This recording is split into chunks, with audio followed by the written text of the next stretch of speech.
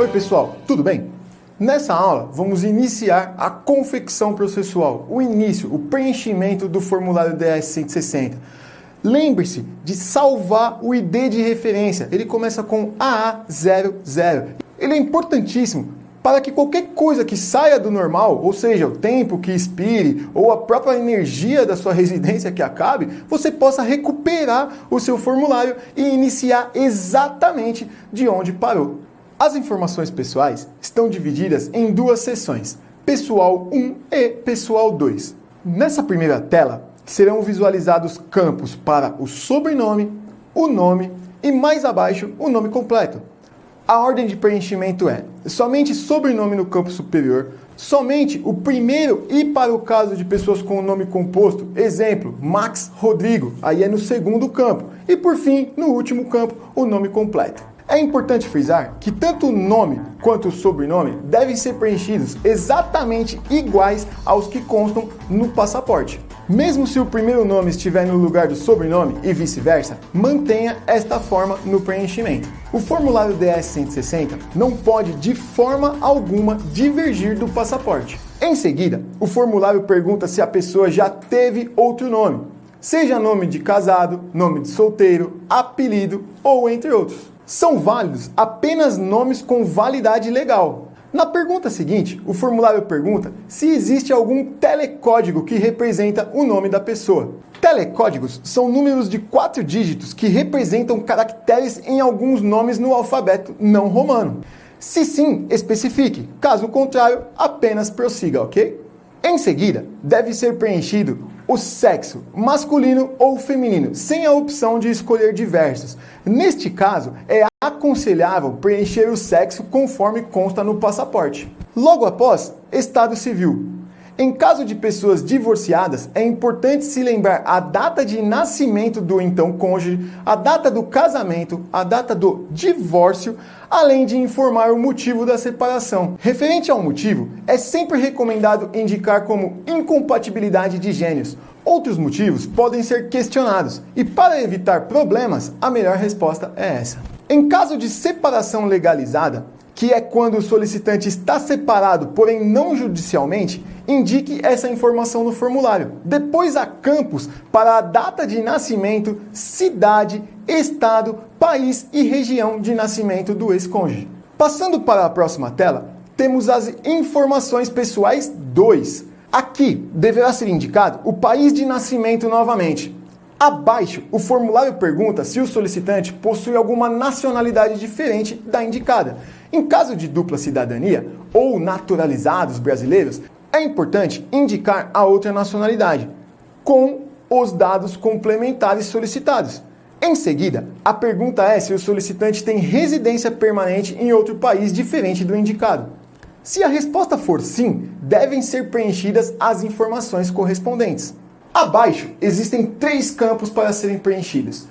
São eles: número do CPF, número de segurança social nos Estados Unidos e número de identificação do contribuinte nos Estados Unidos. Para os dois últimos, aplicam-se somente se a pessoa já permaneceu nos Estados Unidos durante algum período. Quem viaja pela primeira vez ainda não tem esses números, então basta clicar na opção Não se aplica e continuar. O CPF deve ser preenchido normalmente. Informações de viagem. Nas informações de viagem, o formulário pergunta qual o tipo de visto desejado. O tipo mais comum é o tipo B, visto para turismo ou negócios. Porém, o tipo C também é bastante utilizado, pois se trata de um visto para trânsito. Visto para trânsito é um visto requerido por passageiros que têm outros países como destino final, mas vão fazer uma conexão ou escala nos Estados Unidos. Todos os passageiros que precisam passar pelos Estados Unidos, mesmo que embarque logo em seguida para outro país, devem obrigatoriamente apresentar um visto. O visto para trânsito é o mais solicitado nesses casos. Caso contrário, selecione o tipo B. Abaixo, você seleciona a subdivisão do visto B entre negócios e turismo, B1, B2, negócios e conferência, B1, turismo e tratamento médico, B2. Na maioria dos casos, é recomendado o visto B2 para passageiros que vão aos Estados Unidos como turistas. Outros devem ser selecionados apenas em casos específicos onde o passageiro vai viajar a negócio. Isso inclui convite de empregadores dos Estados Unidos que se responsabilizam pela permanência do solicitante no país. O visto B1, B2 pode ser utilizado por investidores que tenham negócio nos Estados Unidos e viajem frequentemente para o país. Em seguida, há dois casos diferentes. Para o formulário feminino, haverá campos para preencher como qual a data que pretende chegar no país, quanto tempo pretende ficar e quem irá custear a sua viagem, incluindo hospedagem. Já no caso do formulário masculino, será perguntado se já tem planos específicos para a viagem. Caso negativo, o requerente verá os mesmos campos mencionados no formulário feminino. Caso positivo, o formulário abrirá novos campos, entre eles a data exata da chegada no país, o número do voo de chegada, se conhecido, cidade de chegada, data de partida, quando o solicitante pretende sair do país, nesse caso, né? Voo de partida, se conhecido, e cidade de origem, do qual sairá o voo do seu destino. Além dessas informações, o requerente masculino também deve incluir os locais que deseja visitar nos Estados Unidos, no campo específico para essa informação, logo abaixo da cidade de origem do voo de volta. Essa informação é extremamente relevante. Logo abaixo, deverá ser informado o endereço completo do local onde se pretende ficar hospedado nos Estados Unidos, incluindo se for residência de algum conhecido. Caso ainda não tenha um endereço específico, informe a cidade e o estado onde pretende ir. As demais linhas de endereço não são obrigatórias. Em seguida, informe quem irá custear a viagem, sendo que a opção Auto refere-se ao próprio requerente. Caso seja outra pessoa que esteja custeando a viagem, informe. Deverão ser preenchidos o nome completo, o telefone, o e-mail e o relacionamento desta pessoa com o solicitante. O formulário também pergunta se o endereço desta pessoa é o mesmo. Caso negativo, é necessário especificar o endereço completo do custeador. Nos casos de não ter plano específico, é recomendado informar que a previsão de estadia é entre 10 e 15 dias. O visto dá direito a uma permanência maior, dependendo do caso, mas nunca é recomendado informar esse período no formulário DS-160. O solicitante não é obrigado a comprar a passagem aérea antes da emissão do visto americano e, inclusive, não é recomendado que faça isso. A maioria das empresas de aviação cobra altas taxas em caso de cancelamento, de forma que pode haver perda de um alto investimento. Fale a verdade para o agente consular de que está esperando a resposta do visto para comprar a passagem. Informe a verdade também no formulário, como a cidade onde pretende viajar. Companheiros de viagem. A próxima tela vai perguntar se o solicitante está viajando com outras pessoas. Informe sempre a verdade. Caso esteja viajando com uma agência de viagens em uma reserva de grupos, também é necessário informar. Se informar que há outras pessoas viajando com o requerente, porém não por uma agência de viagens ou grupo de viagens de agência, será necessário especificar o nome completo dessas pessoas. Caso seja uma reserva de grupos de agência, não é necessário colocar o nome de outros passageiros. Caso o solicitante saiba o nome dos passageiros, informe o nome de todos, mesmo que sejam muitos. Há uma opção para adicionar mais passageiros. Ter companheiros de viagem é algo relevante, podendo influenciar na decisão do agente consular. Neste caso, se possível, tenha uma cópia do visto da outra pessoa para apresentar na entrevista. Se não tiver o documento, mas pretende viajar acompanhado, informe ao agente consular que o acompanhante depende desta decisão para viajar junto. Informações anteriores sobre viagens aos Estados Unidos. Na próxima sessão, o formulário pergunta sobre informações de viagens anteriores aos Estados Unidos. Informe sempre a verdade. Há um campo que pergunta se já teve o visto americano negado anteriormente. Caso positivo, informe os motivos. Neste quesito, é necessário informar o código de recusa, que, desde que a pessoa não tenha mentido para o agente consular, será o código 214B. Deve ser explicado nesse campo por que a recusa foi injusta. Informe os argumentos, como tempo empregado na mesma empresa, residência fixa, filhos e cônjuge, entre outros pontos que sejam relevantes para indicar o vínculo com o Brasil. A frase de finalização deve ser exatamente a seguinte: E agora, com todos os documentos prontos e preparados para apresentar a esta autoridade, aplico o meu processo novamente. Exemplo: tive o visto americano negado por motivo de comprovação de vínculo com o Brasil. Porém, trabalho há mais de anos na mesma empresa, tenho uma empresa que não pode funcionar sem a minha presença, estou cursando o 6º semestre de 8 do curso X na instituição X e não posso me transferir para outro país. Além disso, tenho filhos de X anos de idade, moradia própria, carro em meu nome, dentre outros. Também não possuo nenhum parente ou conhecido nos Estados Unidos. E agora, de boa fé, com todos esses documentos prontos e preparados para apresentar a esta autoridade, aplico o meu processo novamente. Endereço e telefone. A próxima página do formulário irá solicitar informações sobre o endereço do requerente e os telefones para contato. Basta preencher todas as informações conforme solicitado. Abaixo, o formulário pergunta se o endereço de correspondência é o mesmo que o endereço de residência. Se sim, basta informar que sim. Se não, preencha o endereço de correspondência completo. Importante salientar que seja indicado a verdade neste campo, pois se for necessário enviar alguma correspondência, ela será enviada para o endereço de correspondência e não para o endereço de residência. Em seguida, preencha os telefones principal, secundário e comercial. O telefone comercial é de grande importância, pois se trata de uma forma de comprovar seus vínculos aqui no país. Abaixo é solicitado o e-mail do requerente. Preencha com o nome do seu e-mail atual. Logo em seguida, o formulário pergunta se o requerente tem presença digital, ou seja, algum perfil em uma das muitas mídias sociais existentes.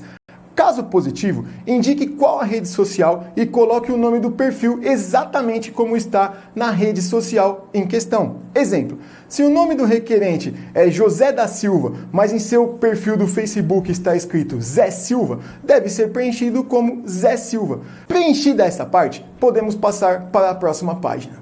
Informações do passaporte. Na próxima tela, o formulário requer o preenchimento das informações do passaporte. No campo Tipo de passaporte, selecione sempre a opção Regular. Em seguida, informe o número do passaporte, sempre com 2 letras e 6 números. O próximo campo é o número específico do passaporte, ou Passport Book Number. Neste campo, marque a opção Não se aplica, pois ele não tem a menor influência no processo de aprovação do visto. Abaixo, será necessário preencher a cidade, estado, país de emissão do passaporte, bem como a data de emissão e a data de validade. A validade do passaporte é sempre um dia antes de sua emissão. Exemplo: se o passaporte foi emitido dia 21 de janeiro de 2019, no caso de um adulto, que a validade é por 10 anos, ele vencerá no dia 20 de janeiro de 2029. Por último, pergunta se o solicitante já perdeu o passaporte. Caso positivo, informe a verdade. Se o requerente perdeu o passaporte, deve informar o número do passaporte, a nacionalidade e o ocorrido, o que aconteceu para perder esse passaporte. Se estiver o número de boletim de ocorrência, ele deve ser informado neste campo. Caso não exista um boletim de ocorrência, é necessário pagar uma multa na Polícia Federal no momento da emissão do novo passaporte. Informações de contato nos Estados Unidos. Esta página é muito importante e deve ser preenchida de acordo com as intenções de viagem.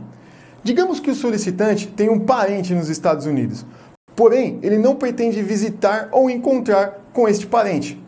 Neste caso, deve ser informado que não tem nenhum contato nos Estados Unidos. Caso não haja nenhum contato que se tenha a intenção de visitar ou hospedar com essa pessoa, clique na opção Não sei.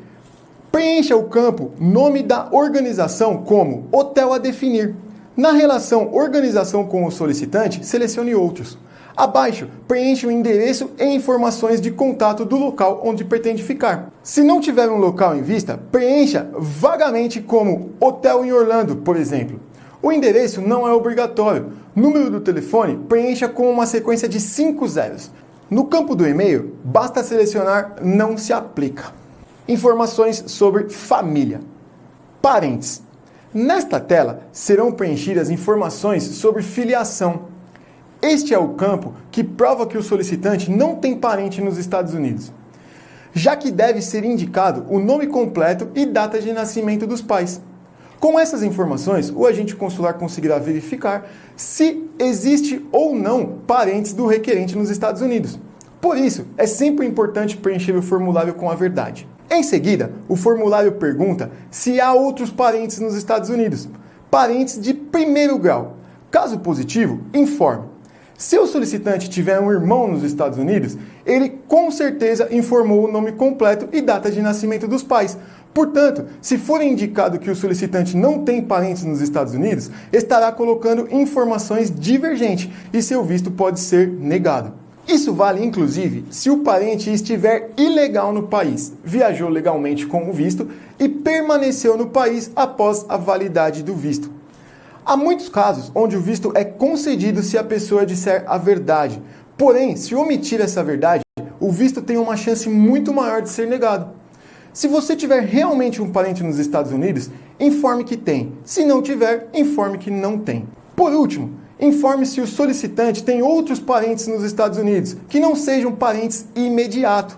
Caso positivo, o formulário não pede nenhuma informação adicional sobre esta pessoa. Informações sobre a família, ex-cônjuge. Nesta seção, deverão ser informados os dados do ex-cônjuge, se houver. Este campo só será preenchido se for selecionada a opção divorciado ou separado como estado civil no início do formulário. É necessário informar quantos ex-cônjuges a pessoa tem, seus respectivos nomes completos, data de nascimento, cidade e país de nascimento, data do casamento e data do divórcio. Ao final, há um campo para explicar o motivo da separação. A recomendação é sempre informar incompatibilidade de gêneros. Por fim, selecione qual o país que autorizou o divórcio. Trabalho, educação e treinamento. A seguir, é necessário preencher informações sobre o trabalho, educação e treinamento. No formulário feminino, somente o campo de trabalho aparecerá. No formulário masculino, aparecerão 3 campos. Primeiramente, é necessário selecionar o trabalho, a ocupação do solicitante. Caso seja somente estudante, a opção aluno. Caso não esteja especificado nenhuma opção correspondente, clique em outros. Neste caso, deve ser especificado no campo que se abre para digitar. E logo a seguir, o nome da empresa, o endereço da empresa, o telefone, data de início nas suas funções e o salário. A renda deve ser informada especificamente de acordo com o imposto de renda. O consulado americano tem acesso às informações da Receita Federal do Brasil. Portanto, informe o valor de acordo com o imposto de renda, pois este será o valor conferido pelo agente consular. Abaixo, deverão ser explicadas brevemente as funções em sua ocupação. Para o formulário feminino, é recomendado informar nesse campo se há formação superior, o nome da instituição, a área de graduação, já que não há campos específicos para informações no formulário feminino. Na próxima tela, o formulário masculino pedirá informações, enquanto o formulário feminino segue para a próxima seção. No caso de formulário masculino, é necessário informar se o requerente já trabalhou anteriormente e em qual empresa. Se sim, informar dados completos da empresa anterior, função, nome do antigo supervisor, data de início e data de saída. A próxima pergunta é referente à educação. Se o solicitante tiver um diploma de curso complementar ou superior, deve informar aqui, com todas as informações solicitadas, como data de início, conclusão e endereço completo da instituição. Na página seguinte, para o formulário masculino, será perguntado se o solicitante pertence a algum clã. Informe que não.